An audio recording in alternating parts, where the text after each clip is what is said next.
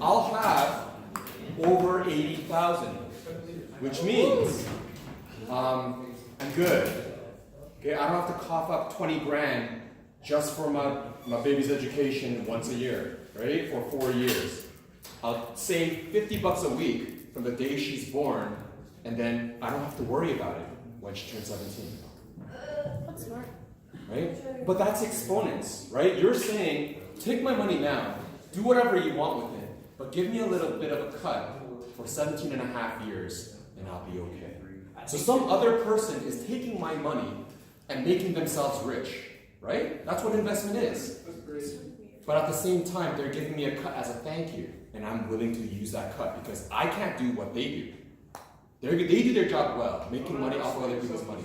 I'm just taking a little bit of their abilities. Wait, I'm confused on how they make money. Like, I understand how you make money from the whole thing. Let's say I take off like $1,000 from everyone, right? And I collect like $30,000, and I decide to buy myself a vintage something, which I know that I can flip and make more money off of. So without using my own money, I take something that's $30,000 and I earn and I sell it for $60,000, right? I give you back your money, $1,000 each, and I give you each of you like $100 as a thank you, right? So how much money am I left with, right? 60,000, 30,000 is your money. I give you each $100 as a thank you. So $100 times 30, that's 3,000. Out of my 30,000, I just lose 3,000. I earn 27,000 without any of my money. 27. I mean, 27. oh, it's 27. The 30,000 is still your money. I give you back 1,000 each, and I also give you an extra $100. So you guys earn $100 and do nothing. Aren't you happy? Yeah. Right? But I'm happier. That's investment.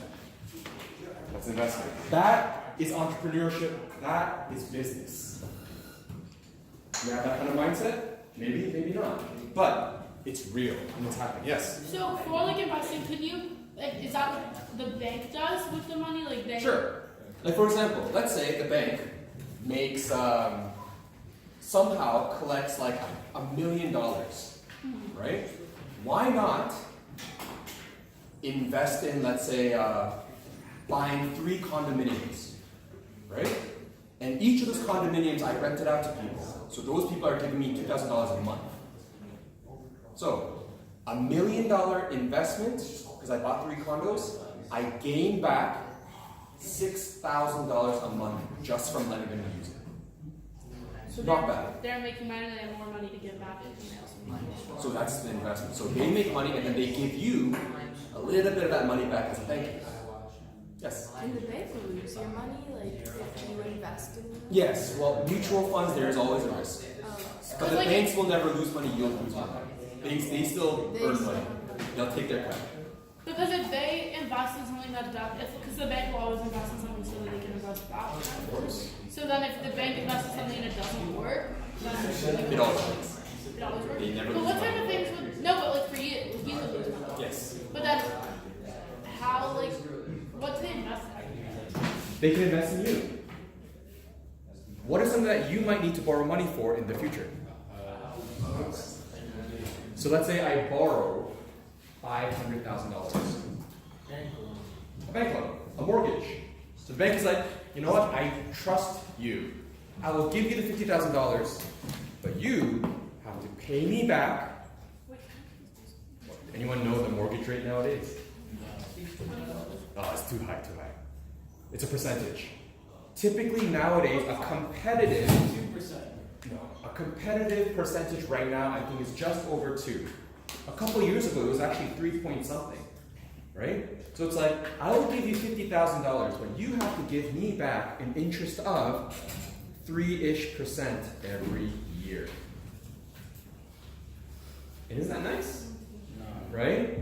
Why is that nice? If you don't pay back, your life is screwed because your credit goes down, right? So you're forced to pay back. You can't just drop it at month. You get arrested. Okay? At the same time, they are taking their money and earning 3%, which doesn't seem like a lot, but what's 3% of $500,000? Do the math, do the math, do the math. 15 grand. Every year. Every year. Do you know the average length of a mortgage that's given to you? 30 years. About 30 years. 15,000, about 30-ish years. It's not a bad investment, right? Especially if there's zero risk, because you are obligated. Your credit score is on the line. Right? That's one way the bank can invest. The bank can invest in stocks, businesses. Like they can invest in Google, they can invest in Apple, right? Yes. For people who are, I don't know necessarily know what it means, but like when people take out a mortgage on their house that they already own, like what does that mean? Well, let's put it this way. Why would the bank trust you with $500,000? Because you prove to them that you are responsible and you can pay it back. So they take a look at your income, your salary. They take a look at your other incomes, like, you have a side hustle or whatever, right? They look at your credit score and how trustworthy you are. How good are you at paying back your Visa card, right? All of these things, and like, okay, we'll trust you, right? Let's pretend you don't have enough credit. Let's say you're not trustworthy enough. What can you put down as leverage? Your house. So it's like, you know what? If you can't trust me, trust the value of my house, because that's my house. Oh, so it's like And saying, if I can't pay you back, take my house. so it's like saying I need money for something, if I don't pay it back, you get my house. Exactly. That's what we call a home equity. You're putting your home's value on the line Oh, that's to borrow money. It is, unless you trust yourself. You're basically using your home as leverage. In other words, you're using your home's influence. You know what influencers are, right? Yeah. Influencers. So you're using your home's influence to borrow money so you can make more money and then pay the bank back. So if you know you can do it, your home is safe. Your home is basically for the bank to say, okay, I'm not going to stress. Even if I am giving some stranger $500,000, if he's not trustworthy, I can use like the law. I can use like lawyers to repossess his house. So I'm not stressing. It's not that it's risky because you trust yourself, but who else in this world trusts you? No, the bank doesn't know who you are. And so you put the house on the line. Right? That's investment. Any other questions? This is a good conversation. It's better than math. This is real life.